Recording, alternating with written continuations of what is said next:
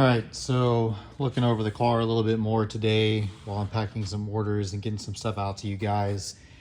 I did notice that it did rip this pigtail off. So there's a wire exposed on one of these, so I'll have to fix that. But aside from that, it was really weird because when I turned the car off, the heater stayed on, and I've never had any electrical issues in this car before.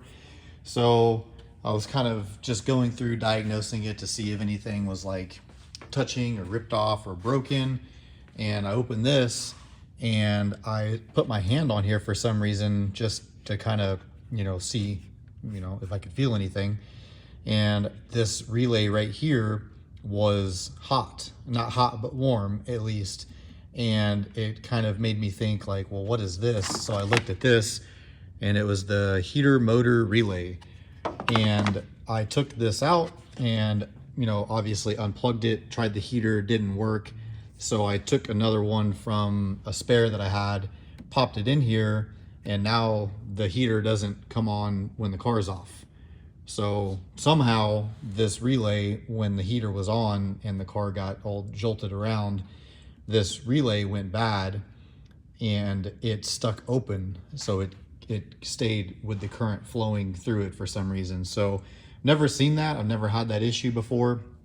But if someone is experiencing that, where they're getting a power draw from their battery and it's draining and their car is off, and they might not notice that the heater works with it being off, it could very well be one of these old relays that went out or got stuck open, and it's creating a draw from the battery. Even though the heater wasn't on itself when I turned it off, it was still stuck open and pulling current through this, so it was still warm.